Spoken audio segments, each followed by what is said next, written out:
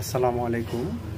আমাদের সর্বপ্রথম নতুন জেনারেটর ইনস্টলেশন করার সিস্টেমটা হলো যে আমরা যা করব তা হলো ফার্স্ট টাইম আমরা আমাদের ইঞ্জিনে লুব অয়েল দিব। তো এখানে হলো এই যে লুব অয়েল ক্যাপ, এটা ফিলার ক্যাপ, এখান দিয়ে আমরা 1 লিটার লুব অয়েল দিব, 1 litre.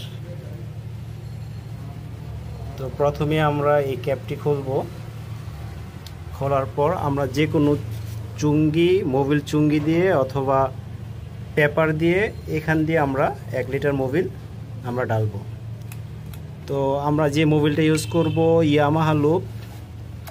Yamaha loop 10W40 grade. যদি 10W30 গ্রেড পাওয়া যায় তাহলে ওই লুব অয়েলটা ইউজ করলে সবচেয়ে ভালো।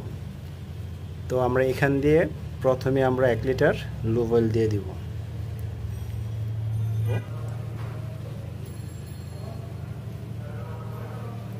আমাদের লুব অয়েল দেওয়া শেষ।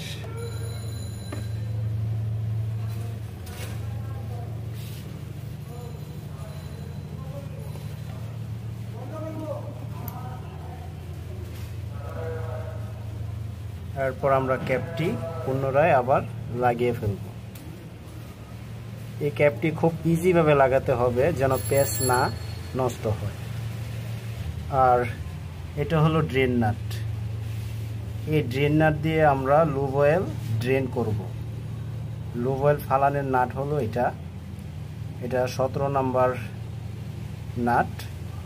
তো একটা 17 নম্বর রিং ডালি আমাদের নিয়ে নিতে হবে, তাহলে আমরা লুব অয়েলটি এখান দিয়ে নিচে ফেলতে পারবো। দ্বিতীয় যে কাজটি করতে হবে সেটি হলো আমাদের যে ব্যাটারির টার্মিনাল, আমাদের ব্যাটারি টার্মিনাল সংযুক্ত করতে হবে। আমরা প্রথম যেটি করলাম সেটি হলো ফার্স্ট টাইম লুব অয়েল দিয়েছি। এখন দ্বিতীয় যে কাজটি করব সেটি হলো ব্যাটারির কানেকশন।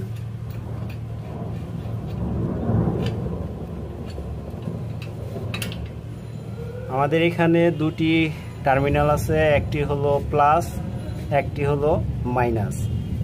তো এখানে ব্যাটারির মধ্যে প্লাস চিহ্ন এবং মাইনাস চিহ্ন দেওয়া আছে। তো যেটা প্লাস সেটা আমরা প্লাসে লাগাবো, যেটা মাইনাস সেটা আমরা মাইনাসে লাগাবো। তো আমরা আগে প্লাসটি লাগাই নেই। তো প্রথমে আমরা প্লাস লাগাবো। যখনই ব্যাটারির টার্মিনাল লাগাবো তখন সর্বপ্রথম প্লাস, তারপর মাইনাস, আগে প্লাস তারপর মাইনাস। সবসময় এই জিনিসটা খেয়াল রাখতে হবে। যখন ব্যাটারির টার্মিনাল লাগানো হয় তখন সর্বপ্রথম প্লাস লাগাতে হয়, আর যখন ব্যাটারি খুলতে হয় তখন সর্বপ্রথম মাইনাস খুলতে হয়, তারপর গিয়া প্লাস খুলতে হয়।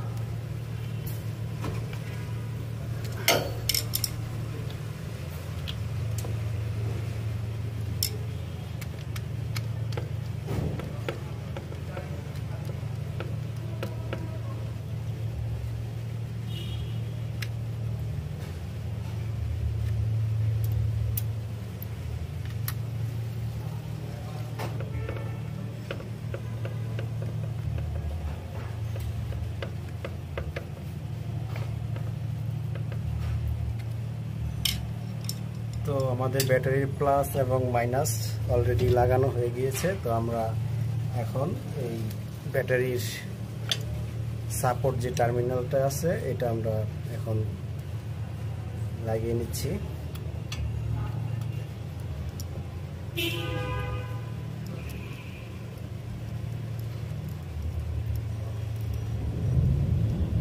আমাদের প্রথম কাজ গেল লুব অয়েল দেওয়া এবং দ্বিতীয় কাজ গেল ব্যাটারির টার্মিনাল সংযুক্ত করা।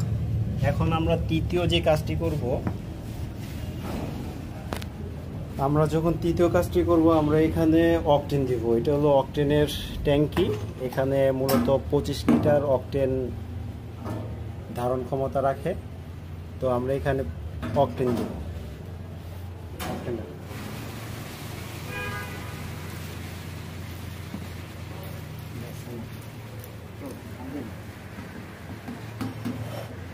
আমাদের তেল ডালা অলরেডি শেষ, তো আমরা এখন ক্যাপটি লাগিয়ে ফেলবো।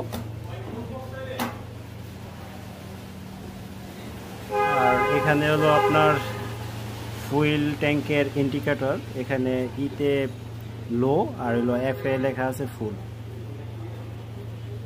তো যখন এটা আপনার ইতে চলে আসবো তখন মনে করবেন যে তেল হয়তো একদমই নাই।